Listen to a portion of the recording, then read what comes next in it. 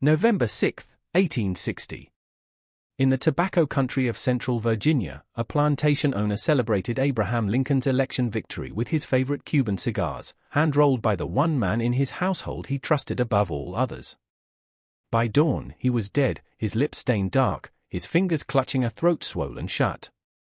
The local physician recorded it as apoplexy brought on by excessive celebration. The county records were sealed within a week. What the doctor's private journal revealed 70 years later would suggest something far more deliberate, far more calculated, and far more terrifying than anyone in that community could have imagined.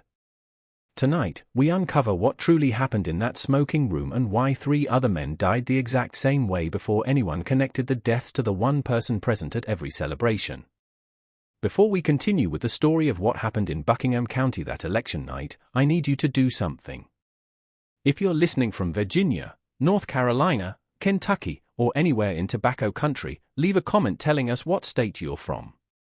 This story touches every corner of the South, and I want to know how close you are to where this happened. And if you haven't subscribed yet, hit that button now, because stories like this one, buried for over a century, are exactly what we uncover on this channel. The truth about that November night didn't emerge all at once. It came in fragments, whispered confessions, burned letters discovered decades later, and one leather-bound journal that should have been destroyed but wasn't.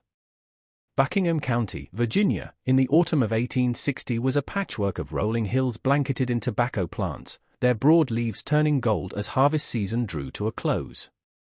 The county sat in the heart of Virginia's tobacco belt, where fortunes were built on the backs of enslaved labor and the quality of a man's crop determined his standing in society. The soil here was rich, dark, and fertile.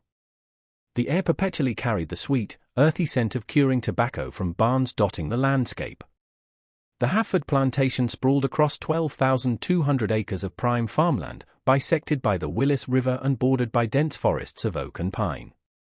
The main house stood on a gentle rise, a 3-story Georgian manor with white columns and black shutters, surrounded by magnolias and flowering dogwoods. Behind it stretched the quarters where nearly 90 enslaved people lived, a small village unto itself with its own rhythms, its own whispered conversations, its own carefully guarded secrets. Colonel Marcus Hafford owned this domain with an iron fist wrapped in velvet gloves. At 53, he cut an imposing figure, tall and broad-shouldered, with silver threading through his dark hair and sharp blue eyes that missed nothing. He'd earned his military title during the Mexican War, where he'd served with distinction and developed a taste for the finer things that military pay could never satisfy. His marriage to Catherine Pembroke, daughter of a Richmond tobacco merchant, had secured both his fortune and his social position. The colonel prided himself on being a progressive plantation owner. He didn't use the whip as freely as his neighbors. He allowed his enslaved workers garden plots and the occasional Sunday to themselves. He even permitted some to learn trades beyond field work, though reading and writing remained strictly forbidden. These small mercies, he believed, made him enlightened. They made him beloved among certain circles in Richmond who considered themselves forward-thinking while still defending the institution that made their lifestyle possible.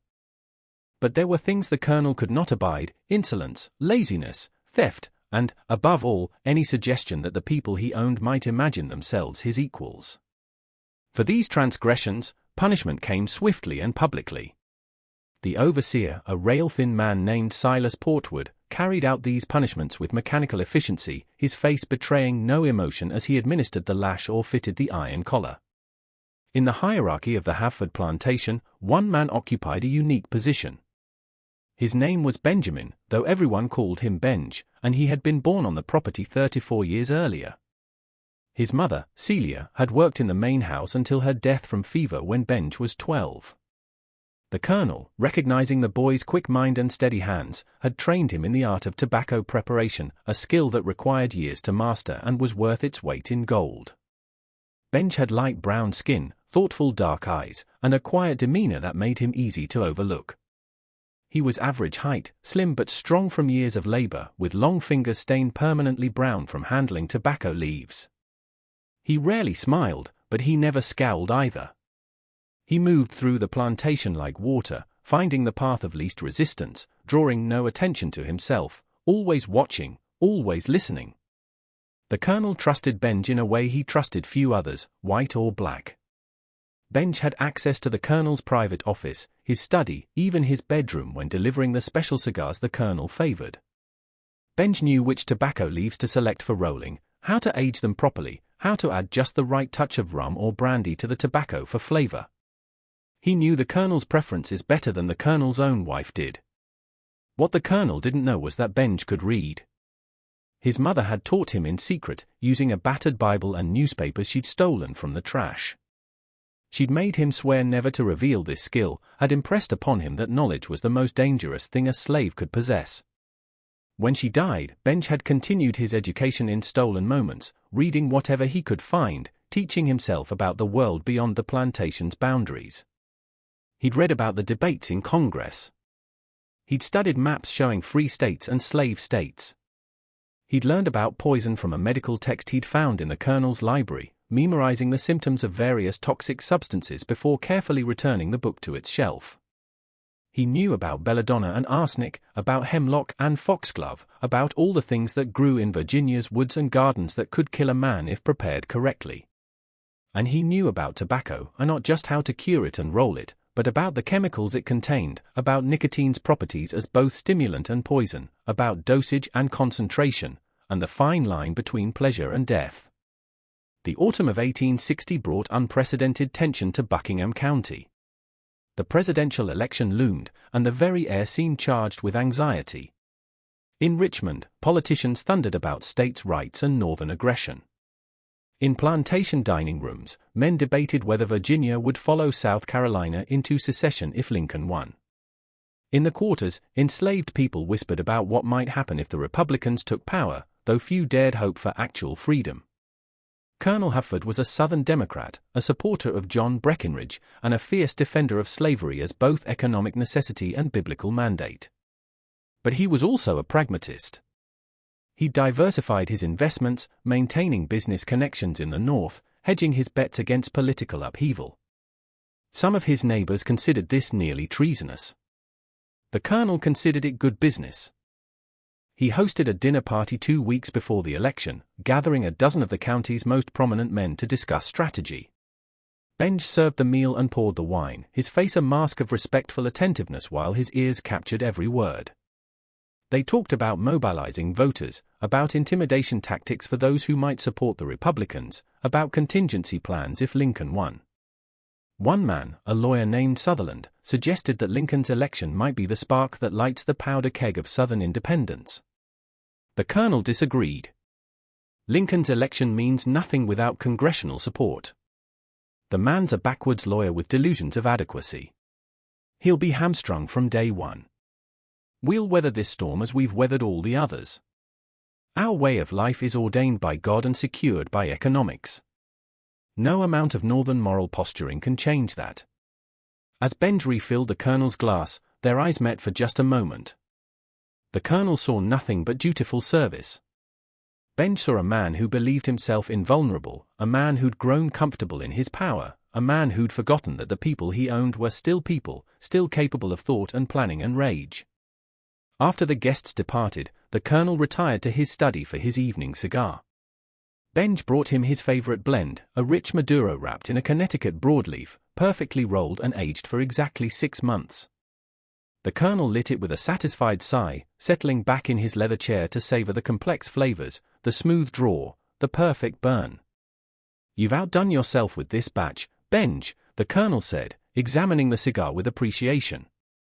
"The flavor is exceptional. What did you do differently?" "Just a touch more aging time, sir," Benj replied softly. "And I selected only the finest leaves from last season's crop. The ones that cured in the North Barn, where the temperature stayed most consistent. Well, whatever you did, keep doing it.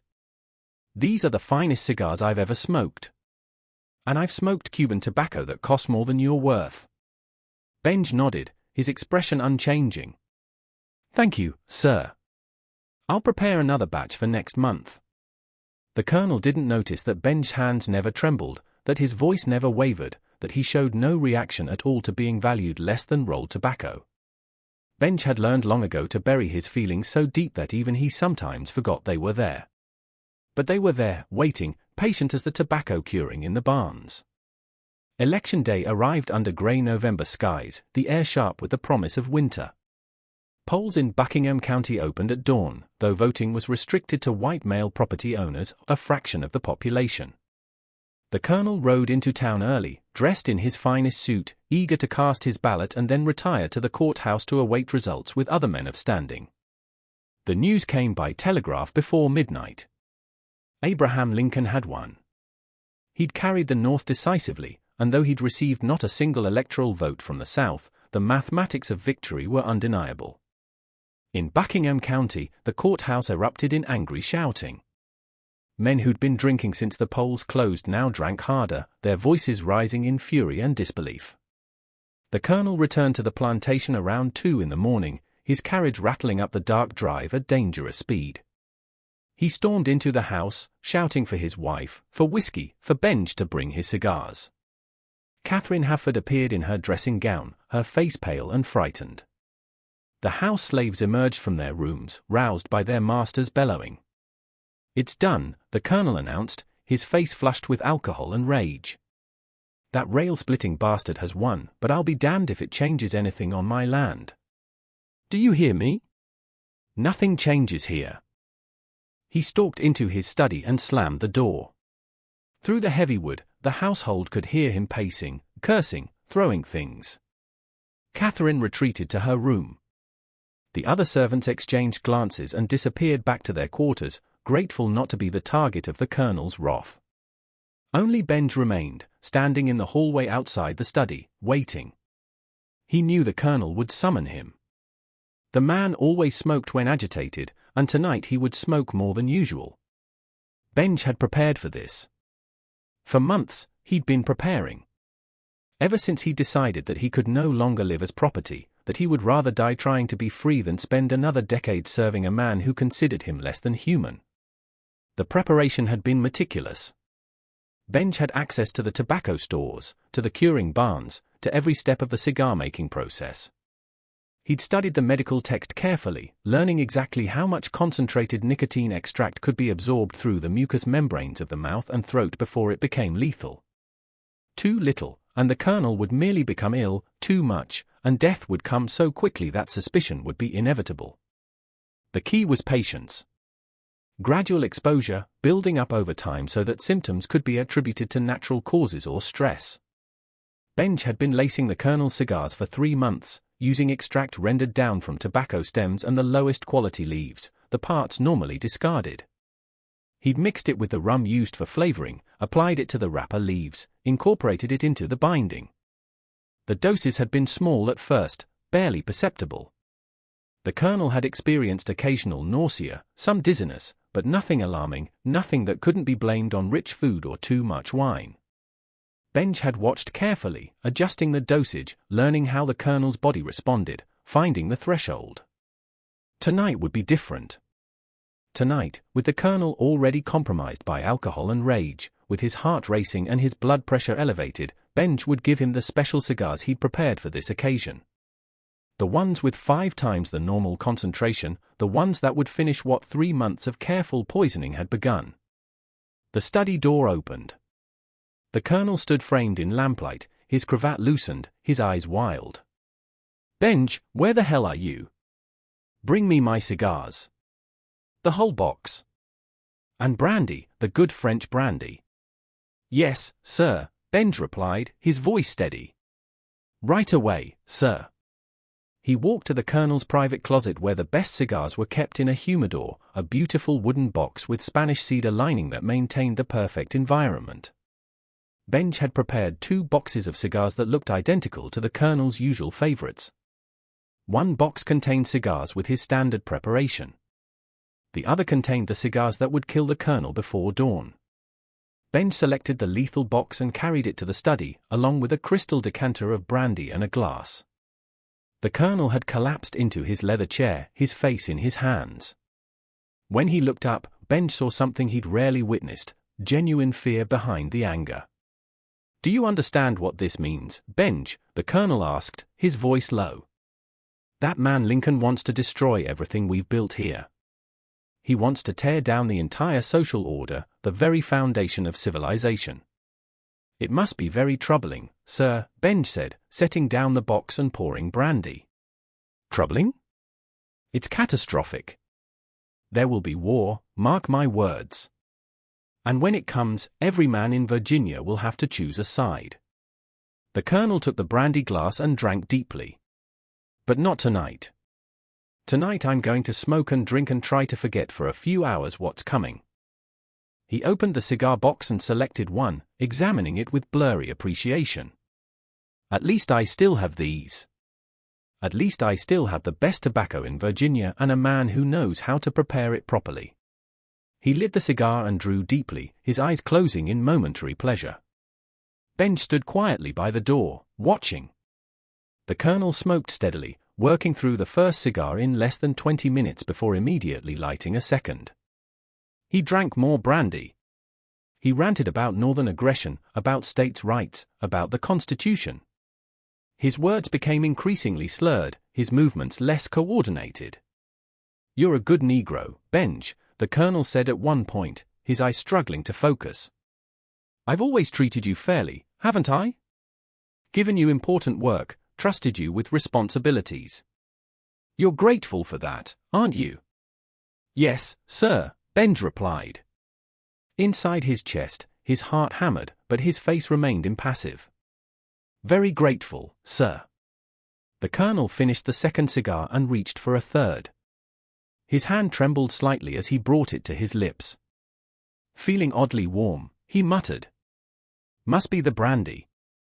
But he lit the cigar anyway, drawing the poisoned smoke deep into his lungs, letting it coat his mouth and throat with concentrated nicotine that his body could no longer process. By the fourth cigar, the colonel's skin had taken on a grayish pallor. Sweat beaded on his forehead despite the cool night air. His breathing had become labored, each inhalation requiring visible effort. He tried to stand but fell back into the chair, his legs refusing to support him. "Don't feel well," he gasped. "Something's wrong." "Benj, get the doctor." "Right away, sir," Benj said, but he didn't move. He stood there, watching the colonel's pupils dilate, watching his hands clutch at his chest, watching the man who'd owned him struggle for breath. The colonel's eyes widened with sudden understanding. He looked at Benj, looked at him, and in that moment seemed to see past the mask of dutiful servitude to the intelligence and rage beneath. "You," he whispered. "You did this." Benj said nothing. He simply stood there, his face expressionless as the colonel's breathing became increasingly shallow and rapid. Nicotine poisoning, Benj knew from his reading, caused the heart to race while simultaneously paralyzing the muscles needed for breathing. The victim remained conscious almost until the end, aware of what was happening but unable to stop it. The colonel tried to call out, but his throat had swollen, his voice reduced to a strangled wheeze. He reached toward Benj with one shaking hand, whether in appeal or accusation, Benj couldn't tell and didn't care. He watched as the colonel's hand fell back to the armrest, as his eyes glazed over, as his chest stilled. The study clock chimed 4 times. Outside, the first birds began their pre-dawn songs. Inside, the colonel slumped in his chair, his lips stained dark from tobacco, for cigars burned down to nubs in the ashtray beside him, an empty brandy decanter on the desk. Benj finally moved. He walked to the colonel and checked for a pulse, finding none. He collected the cigar box with the poisoned cigars and replaced it with the identical box containing normal ones. He arranged the scene carefully, making sure everything looked like a man who'd smoked and drunk himself into an early grave, overcome by rage and anxiety on the worst night of his political life. Then he walked out of the study, closing the door quietly behind him. He returned to his small room in the servants' quarters attached to the main house, lay down on his narrow bed, and stared at the ceiling until the sun rose. He felt nothing, no triumph, no guilt, no fear, just a vast emptiness where emotion should have been, and the certain knowledge that this was only the beginning. The household discovered the colonel's body at 7 that morning when Catherine sent a maid to wake him for breakfast. The girl's screams brought the entire house running. Catherine took one look at her husband's grey face and collapsed in hysterics. The overseer, Portwood, sent a rider to fetch Dr. Nathaniel Grimby from town while trying to maintain order among the increasingly agitated household. Dr. Grimby arrived within the hour, a middle-aged man with spectacles and a perpetually worried expression. He examined the colonel's body thoroughly, noting the discoloration, the position, the evidence of heavy smoking and drinking. He questioned Catherine about her husband's state of mind the previous evening, documented the political stress and excessive celebration. Apoplexy, he pronounced finally, brought on by excessive agitation, alcohol, and tobacco use. I've seen it before in men of the colonel's age and temperament. The shock of the election results combined with his intemperate habits proved too much for his constitution. Catherine accepted this explanation through her tears. The servants accepted it because they had no choice. The neighbors who came to pay their respects accepted it because it fit their understanding of how the world worked. Prominent men sometimes drop dead from stroke or heart failure, especially during times of stress. There was nothing suspicious about it. Only Benj knew the truth, and he carried that knowledge like a stone in his chest, heavy but manageable. The funeral took place 3 days later under cold November rain. Nearly 200 people attended, filling the small Episcopal church in town and spilling out into the muddy churchyard. They buried the colonel in the family plot on the plantation beside his parents and his infant son who died of fever in 1847. The Episcopal minister delivered a lengthy eulogy praising the colonel's service to Virginia, his business acumen, his kindness to his dependents. Benj stood in the back with the other house servants, his head bowed respectfully, listening to the minister describe a man he'd never known. The colonel the minister eulogized bore little resemblance to the man who'd told Benj he was worth less than a cigar, who'd watched without expression as Portwood whipped field hands for minor infractions, who'd sold a woman's children to settle a gambling debt. After the funeral, Catherine retreated to her room and didn't emerge for a week. The plantation fell into an uneasy limbo. Portwood continued running the agricultural operations, but questions of ownership and long-term management remained unresolved. The colonel had died without a will, and his nearest male relative was a nephew in Charleston who showed no interest in managing a Virginia tobacco plantation. The weeks following the funeral brought a strange, suspended atmosphere to the Hafford plantation. Work continued in the fields and barns, but without the colonel's driving presence, everything moved more slowly. Catherine remained closeted in her rooms, seeing no one but her personal maid. Portwood grew increasingly harsh, as if trying to compensate for the absence of authority with excessive discipline. Benj continued his work, preparing tobacco, rolling cigars, moving through the house like a ghost. No one questioned him. No one suspected him. He was just property, as invisible as furniture, as unremarkable as the walls. But change was coming to Virginia. Change that would sweep away the old certainties and replace them with chaos. Lincoln's inauguration in March brought South Carolina secession, followed rapidly by Mississippi, Florida, Alabama, Georgia, Louisiana, and Texas. The Confederacy formed. Fort Sumter fell. Virginia debated and agonized and finally, in April, voted to secede. By May, Catherine had made her decision.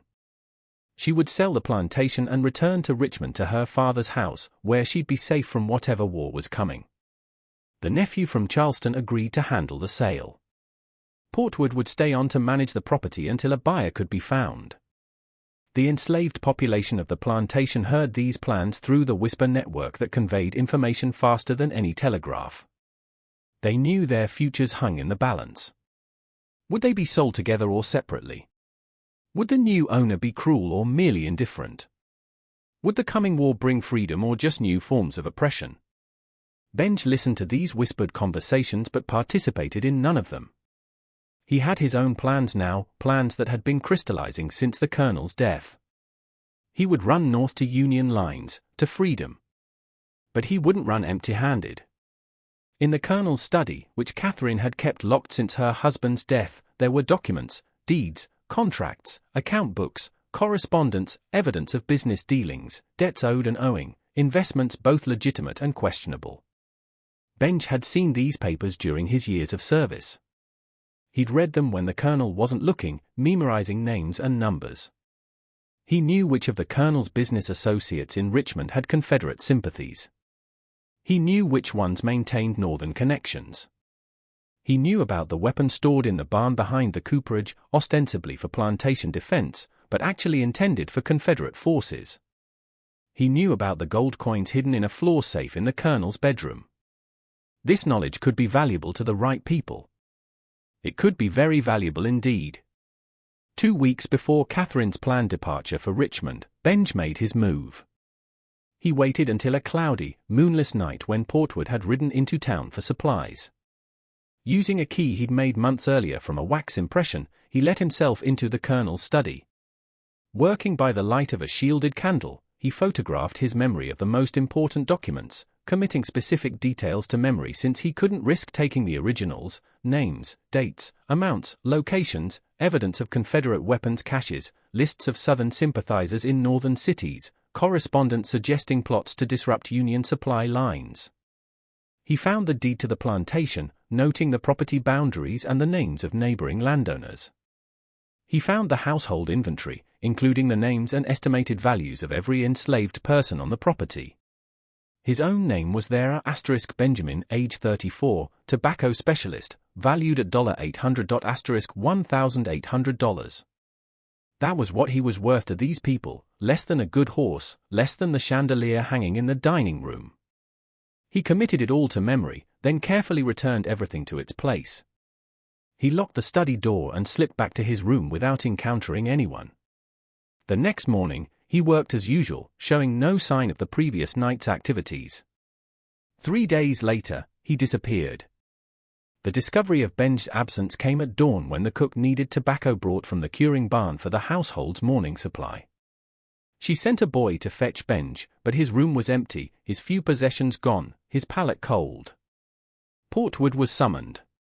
A search of the plantation revealed nothing.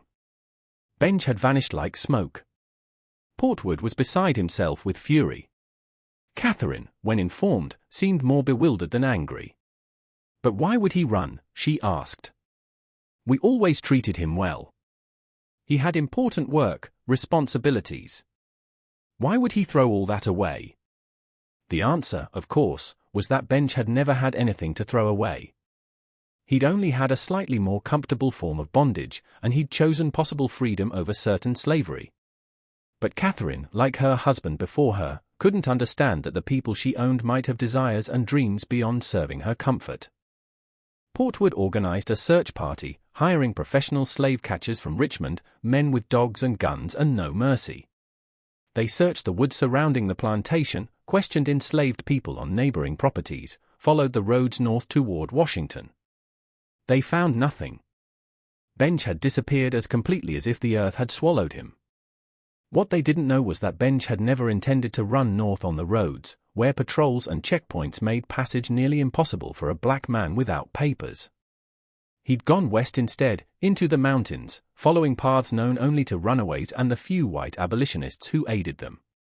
He'd connected with the Underground Railroad in the foothills of the Blue Ridge, been passed from safe house to safe house, eventually making his way to Pennsylvania and then to Massachusetts. By July, he was in Boston, free but penniless, working as a laborer in a warehouse while trying to figure out how to use the information he carried. By August, he'd made contact with certain individuals who understood the value of intelligence from behind Confederate lines. By September, he was sharing what he knew with people who could act on it. But that wasn't the end of the story. In fact, it was barely the beginning. Because back in Virginia, something strange was happening on the Havford plantation. 3 months after Benj's disappearance, Silas Portwood died. Like the colonel before him, he died in his office, slumped over his desk, surrounded by evidence of heavy smoking. The local doctor, still Dr. Grimby, pronounced it apoplexy, just as he had with the colonel. The plantation's enslaved population whispered about curses and divine justice, but they kept their voices low and their theories private. Catherine, now thoroughly unnerved, accelerated her plans to leave. The plantation was sold at a loss to a speculator from Richmond, who planned to run it with hired overseers while he focused on more profitable wartime business. The new owner lasted 6 months. He died in February 1862, found in the plantation's main house study, his lips stained dark, several expensive cigars burned to ash in the tray beside him. Once again, Dr. Grimby was called. Once again, he diagnosed apoplexy. But this time, he was troubled. 3 men, 3 deaths, all in the same location, all presenting with similar symptoms, all associated with the same plantation. He confided his concerns to the sheriff, who suggested that perhaps the study itself was the problem, bad air, perhaps, miasma from the river, something in the ventilation. They had the study thoroughly cleaned and aired. They burned sulfur candles to purify the space. They brought in a builder to check the walls and floors for rot or mold. They found nothing unusual, just a well-appointed room with bookshelves, a large desk, comfortable chairs, and a persistent smell of tobacco smoke that no amount of cleaning could eliminate. The property changed hands twice more during the war, each time at a lower price. Neither owner lived there long. One sold quickly, citing business opportunities elsewhere. The other died, though this time in his own home in Richmond rather than on the plantation itself. The doctor who attended that death noted symptoms consistent with chronic nicotine poisoning but couldn't determine the source. By 1863, the Havford plantation had acquired a reputation. People in Buckingham County spoke of it as cursed, as a place where death lingered in the very walls. The enslaved population had been sold off and scattered to other properties. The fields went unplanted. The house stood empty, its windows dark, its doors locked. Dr. Grimby, troubled by the pattern of deaths, began keeping detailed notes in his private journal. He documented each case, noting similarities and differences, searching for a pattern that made medical sense. He never found one, at least not one he could prove. But he had his suspicions. In an entry dated March 15, 1863, he wrote, "I am increasingly convinced that the deaths at the Havford property are not natural, though I cannot determine the mechanism. All victims were smokers of expensive cigars. All died with similar presentations, rapid heartbeat, difficulty breathing, grey pallor, dilated pupils. The symptoms are consistent with nicotine poisoning, but at concentrations that should not be possible from ordinary tobacco use. Could the cigars themselves have been deliberately tainted? But by whom, and when? The original victim, Colonel Havford, kept his cigars locked away. Only his most trusted servants had access. I am left with an impossible conclusion, that one of his servants somehow learned to weaponize tobacco, using the Colonel's own vice against him. But how? And more troublingly, if this was murder, what happened to the other victims? Did the poisoner return? Or did he leave something behind, some cache of tainted cigars that continued to kill long after his departure? Grimby never published these suspicions. The war was raging, and he had more immediate concerns than mysterious deaths on an abandoned plantation. He treated wounded soldiers, delivered babies, tried to keep his community alive through years of deprivation and occupation. His journal remained private, locked in a drawer in his office. But he wasn't wrong. The deaths weren't natural, and the answer lay not in cursed ground or bad air, but in a dozen boxes of cigars that Bench had prepared before his escape, cigars infused with concentrated nicotine extract at levels just below immediately lethal, but well above safe. He'd hidden these boxes throughout the plantation, in the humidors where the Colonel kept his best tobacco, in the overseer's office, in the main house's smoking room. Every man who purchased the Havford plantation inherited not just land and buildings, but a slow death hidden in wooden boxes with Spanish cedar lining. Every man who lit one of those specially prepared cigars was consuming poison, building up toxic levels in his bloodstream with each smoke until his body could no longer compensate. Bench had calculated it perfectly. The deaths would be spaced far enough apart to seem like coincidence. The symptoms would match known natural causes. And by the time anyone suspected murder, he would be long gone, impossible to find, impossible to prosecute. It was revenge, not just for himself, but for every person the Colonel had owned, every person he'd whipped, every family the system had torn apart. It was justice administered through chemistry and patience, delivered through the very symbol of the plantation owner's wealth and status.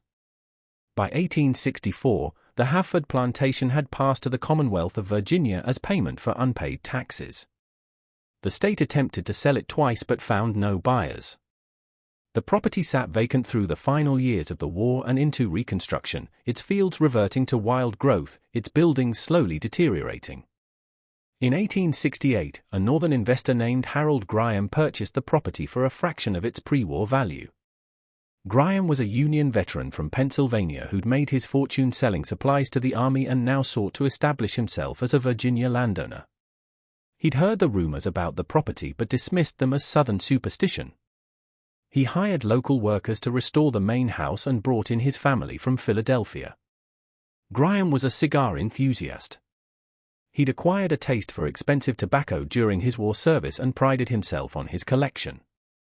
When he moved into the Hafford mansion, he was delighted to discover several boxes of cigars in a hidden compartment in the study, apparently overlooked by previous owners or looters. The cigars appeared to be in excellent condition despite their age. The wooden boxes had protected them from moisture and pests. Graham, recognizing quality tobacco when he saw it, was thrilled by his find. He tested one cigar and found it exceptional, the flavor rich and complex, the construction flawless. He made a note in his diary about his good fortune in discovering such a cache. His wife, Margaret, worried about smoking cigars of unknown provenance, but Graham laughed off her concerns. "These are Virginia's finest tobacco, my dear. Better than anything you can buy in Philadelphia." The previous owner clearly had excellent taste. He smoked them regularly throughout that summer, working in the study as he made plans to restore the plantation to profitability. He would grow tobacco again, he decided, though he'd use free labor instead of enslaved. He'd modernize the operation, apply northern efficiency to southern agriculture. He'd prove that the plantation system had been economically inefficient all along. By September, Graham was frequently ill. He complained of dizziness, nausea, irregular heartbeat.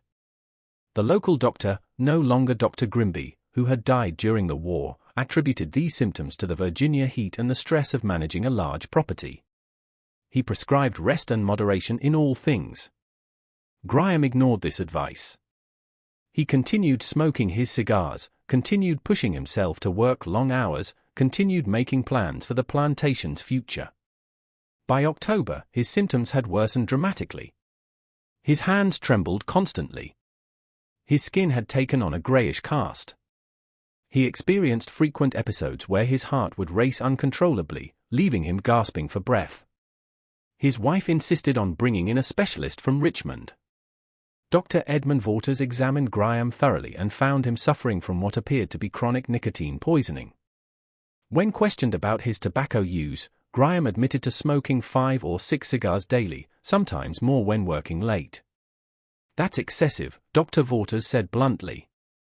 "But shouldn't produce symptoms this severe unless the tobacco itself is unusually potent or somehow contaminated." He asked to examine Graham's cigars. Graham showed him the boxes he'd found, explaining that they'd been hidden in the study for years.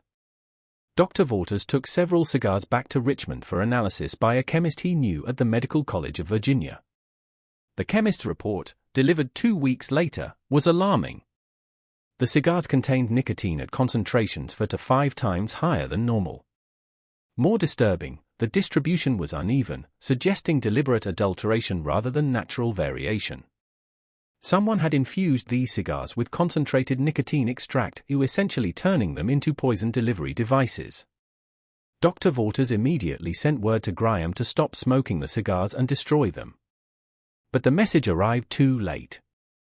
Graham had died the night before, alone in his study, a half-smoked cigar still clutched between his fingers. The local sheriff, prompted by Dr. Waters' report, opened an investigation. He questioned the household staff, examined the study, sent more cigars to Richmond for analysis. All tested positive for excessive nicotine. The sheriff concluded that Graham had died by misadventure, the victim of tainted tobacco of unknown origin. But Dr. Waters wasn't satisfied with this explanation. He knew the Hafford plantation's history, knew about the previous deaths. He requested access to Dr. Grimby's papers and was eventually given permission to review the old doctor's private journals. Reading Grimby's suspicions, Waters began to piece together a pattern. All the deaths involved men who'd purchased the Hafford plantation. All had occurred in or around the study. All involved heavy cigar smoking. And all had presented with symptoms consistent with nicotine poisoning. The first death, Colonel Hafford himself, had occurred in November 1860, the night of Lincoln's election. The colonel had been a heavy smoker who'd had a slave named Benjamin prepare his cigars. Benjamin had disappeared shortly after the colonel's death, ostensibly running north to Union territory. What if Benjamin hadn't just been running from slavery? What if he'd been fleeing from murder? What if he'd spent months, perhaps years, carefully poisoning his owner through the very cigars the colonel prized so highly? Waters couldn't prove any of this. Benjamin, if he was still alive, was somewhere in the north, beyond Virginia's jurisdiction. The other potential witnesses, the enslaved people who'd lived on the plantation, had been sold and scattered. The physical evidence, the poisoned cigars, had now been destroyed on his own orders to prevent further deaths. But the pattern was clear. Someone, almost certainly Benjamin, had created those lethal cigars before his escape. He'd hidden them throughout the plantation, knowing they'd eventually find new victims among the men who profited from slavery. He'd weaponized tobacco, turning the plantation's cash crop into an instrument of delayed revenge. Dr. Waters documented his theory in a detailed report to the sheriff, laying out the evidence and explaining the medical mechanism. The sheriff filed it away, unsure what to do with accusations against a man who'd been gone for nearly 8 years and whose current whereabouts were unknown. The Graham family sued the Commonwealth of Virginia, claiming they'd been sold a death trap. The case dragged through courts for 2 years before being dismissed. The Hafford plantation reverted to the state once again. This time, no one would buy it. The property acquired a reputation as genuinely cursed, a place where death lingered in the very foundations. Local people told stories about it, each tale growing more elaborate with retelling. They spoke of angry ghosts and land soaked in suffering, of tobacco fields that refused to grow and buildings that repelled all inhabitants. The truth, as Waters understood it, was both simpler and more terrifying than any ghost story. The curse wasn't supernatural. It was chemical, calculated, and entirely human. It was the revenge of a man who'd been reduced to property, who'd studied his oppressors' weaknesses and exploited them with methodical precision. In 1872, 12 years after Colonel Hafford's death, a letter arrived at Dr. Edmund Waters' office in Richmond. It bore a Boston postmark and no return address. Inside, written in precise, educated handwriting, was a confession. The letter began simply, "Sir, I understand you have been investigating the deaths at the former Hafford plantation in Buckingham County. I write to inform you that your suspicions are correct. My name is Benjamin Freeman, formerly the property of Colonel Marcus Hafford. I killed him. I also killed Silas Portwood and created the means by which several other men died. I am not sorry. I am writing to you so that the truth may be known and so that you may understand that what happened was not curse or accident, but justice." Asterisk. The letter continued for several pages, laying out in clinical detail exactly what Benj had done. He described his years of study, learning to read in secret, educating himself from stolen books. He explained his discovery of nicotine's properties as both stimulant and poison, his experiments with concentration and dosage, his careful testing to find the threshold between illness and death. Asterisk. I began with small doses, asterisk the letter read, asterisk, mixed into the colonel's cigars over a period of months. He would feel mildly unwell, but attributed it to other causes. His body was building up a tolerance, but also accumulating damage to his heart and nervous system. By election night, he was already compromised. The heavily dosed cigars I prepared for that evening were merely the final blow to a system already weakened. Asterisk. Benj described his preparation of additional boxes of poisoned cigars, his decision to hide them throughout the plantation. Asterisk. I knew the property would be sold, asterisk he wrote. Asterisk. I knew other men would come, men who saw profit in the land where I and others had suffered. I left them gifts. Boxes of the finest tobacco, aged and rolled to perfection, infused with concentrated death. Whoever found them would think themselves fortunate. They would smoke, and they would die as the colonel died, wondering what had gone wrong. Asterisk. The letter explained his escape, his journey north, his new life in Boston. He'd taken the surname Freeman for obvious reasons.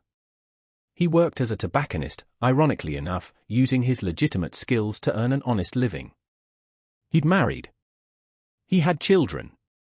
He was, by all measures, a respectable member of his community. Asterisk, I tell you this, asterisk, the letter concluded, asterisk, not from guilt, for I feel none, but from a desire for truth. The world should know that what happened at the Havford plantation was not mysterious or supernatural. It was the deliberate action of a man who had been told his entire life that he was property, that he existed only to serve, that his thoughts and feelings and humanity meant nothing. I proved them wrong. I proved that the people they enslaved were capable of great complexity of thought and action. I proved that we could plan, could execute, could achieve goals that required patience, intelligence, and skill. In killing my oppressor with his own cigars, I demonstrated more sophistication than most of them credited any Negro with possessing. That demonstration, sir, was as much the point as the revenge itself. Asterisk. Dr. Waters sat in his office for a long time after reading this letter, staring at the careful handwriting, considering what to do. He was technically in possession of a murder confession. Benjamin Freeman had admitted to multiple killings and had provided enough detail to remove any doubt about his guilt. But Waters was also a man who'd lived through the war, who'd seen slavery firsthand, who'd treated wounds on both sides and come to his own conclusions about the institution and its defenders. He thought about Colonel Havford, who'd owned 90 human beings and considered it his God-given right. He thought about Portwood, who'd whipped men for sport. He thought about the speculators who'd purchased the plantation hoping to profit from it. Then he thought about Benjamin Freeman, who'd been born into slavery, who'd educated himself in secret, who'd endured decades of degradation and dehumanization, and who'd finally struck back using nothing but intelligence and patience. After considerable deliberation, Waters took the letter to his fireplace and burned it. He told no one about its contents. He made no report to authorities. Instead, he wrote his own account of the Havford plantation deaths, documenting the medical evidence of nicotine poisoning but attributing it to unknown parties, likely among the former enslaved population, identity uncertain, and whereabouts unknown. He filed this report with the sheriff's office and considered the matter closed. If Benjamin Freeman was living peacefully in Boston, married, and working an honest trade, what purpose would be served by prosecution? The man had been property. Under the laws that had governed Virginia for decades, he'd had no legal rights, no recourse against abuse, no hope of justice through legitimate channels. He'd created his own justice. Waters couldn't bring himself to condemn him for it. The Havford plantation remained unsold through the 1870s and into the 1880s. The buildings gradually deteriorated, reclaimed by vines and weather. Local children dared each other to approach the property after dark, spinning ever more elaborate stories about what haunted it. Occasionally, someone would break in to explore, but they never stayed long. The house felt wrong, they said. Too quiet, too heavy with the weight of old suffering. During this period of abandonment, something curious happened. Former enslaved people from the Havford plantation, now scattered across Virginia and beyond, began to share stories among themselves, in churches and gathering halls, in private conversations held far from white ears. They spoke of Benj. Most had known him as quiet, unremarkable, a man who kept to himself and did his work without complaint. But now they remembered small things. The way he'd sometimes watched the colonel with an unreadable expression. How he'd always seemed to know things he shouldn't know. How he'd disappeared the very week the colonel died. Some claimed they'd known all along what he'd done. Others swore they'd suspected but had kept silent, understanding that silence was the only protection they could offer. A few elderly men and women, freed by the war and now living in Richmond's growing black community, would occasionally tell younger generations about the tobacco man who made his master smoke death. The stories were never detailed, always vague enough to maintain deniability. But the message was clear: resistance was possible, even for those who seemed powerless. One woman, formerly enslaved on a neighboring plantation, told her grandchildren in 1891 about a conversation she'd had with Benj years before his escape. They'd been at a quilting bee where enslaved people from several plantations had gathered. Benj had been quiet as always, but at one point he'd said something that stuck with her, *, tobacco built this world. Maybe tobacco can tear it down, too. * She hadn't understood what he meant at the time. Only later, after the deaths began, did his words take on new significance. The transformation of the Havford property reflected broader changes sweeping through Virginia during Reconstruction and beyond. The old plantation system had collapsed, replaced by sharecropping and wage labor that often proved only marginally better than slavery. But the land itself became symbolic of something, the impermanence of the system that had seemed eternal, the vulnerability of those who'd believed themselves invincible.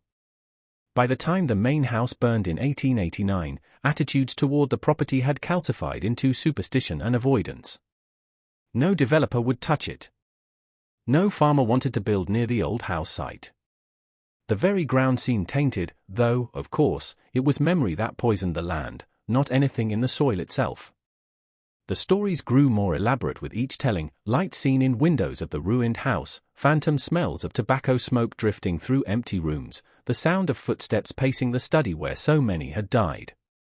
What no one discussed openly, but many understood privately, was that the curse on the Havford plantation was the curse of slavery itself. The property had been built on human suffering, maintained through violence and degradation. And when that foundation crumbled, everything built upon it collapsed as well.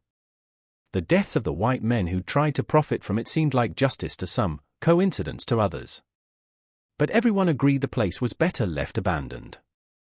In 1896, 2 years after Benjamin Freeman's death in Boston, a black newspaper in Richmond published a cryptic obituary notice that had been submitted anonymously. It read, * Benjamin Freeman, formerly of Buckingham County, died in Boston at age 68. He was a tobacconist of great skill, known for the care he took in his craft. He leaves behind a wife, 3 children, and a legacy that some will understand and others will never comprehend. May he rest in the freedom he earned. *. The notice generated no comment from white newspapers, but it was quietly reprinted in black publications across Virginia and as far north as Philadelphia. The land itself was eventually subdivided and sold to various farmers, who planted corn and wheat instead of tobacco. None of the new owners built on the original house site. They all chose different locations, as far from the old center of the plantation as possible. The original boundaries were forgotten. The memory of what had happened there faded into local legend, another ghost story among many.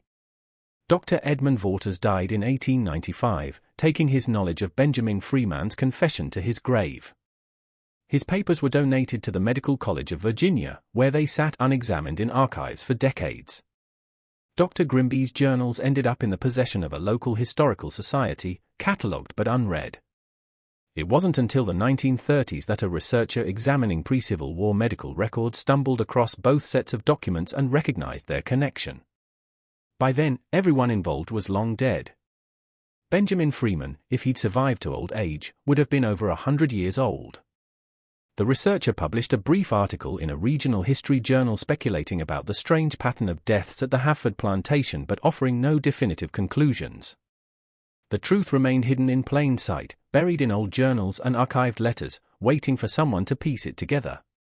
That finally happened in 1958, when a graduate student at the University of Virginia, researching plantation life in Buckingham County for her dissertation, found Waters' unpublished account among his papers. The account mentioned a letter from someone named Benjamin Freeman but didn't include the letter itself, which Waters had destroyed. Intrigued, the student cross-referenced the name with Boston city directories from the 1870s and 1880s. She found a Benjamin Freeman listed as a tobacconist on Beacon Street, married to a woman named Harriet, with 3 children.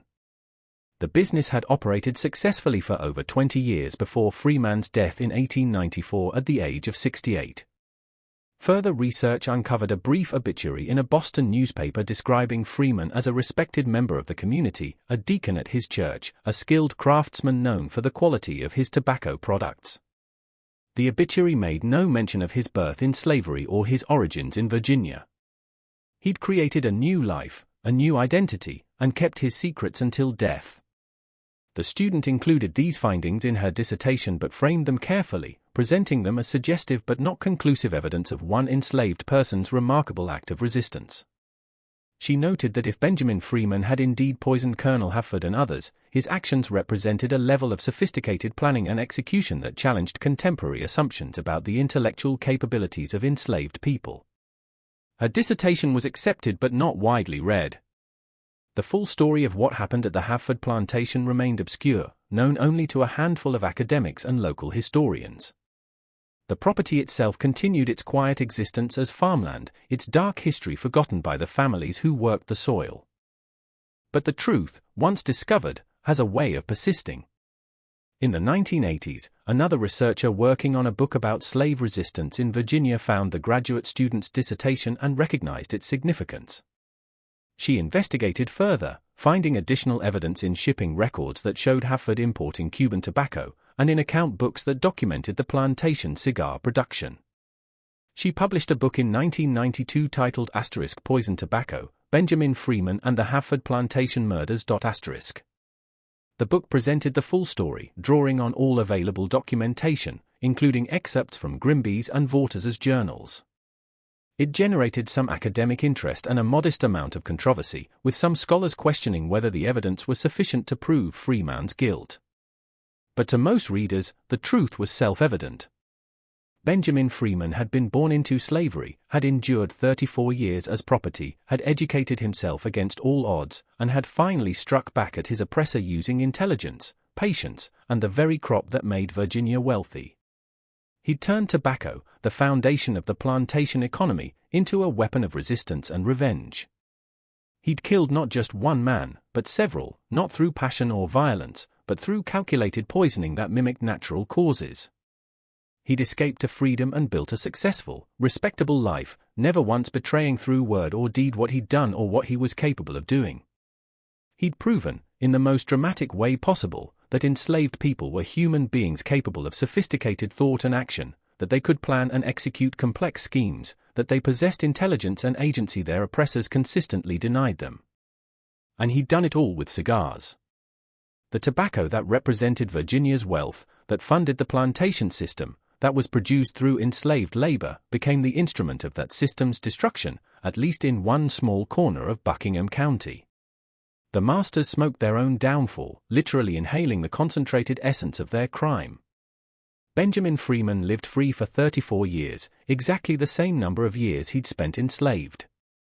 He died in his bed, surrounded by family, his secrets intact.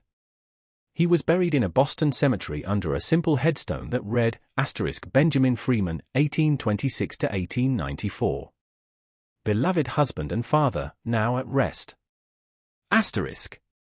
The Hafford plantation is farmland now, divided among several owners. Its dark history known only to academics and local historians. The buildings are gone. The tobacco barns have collapsed.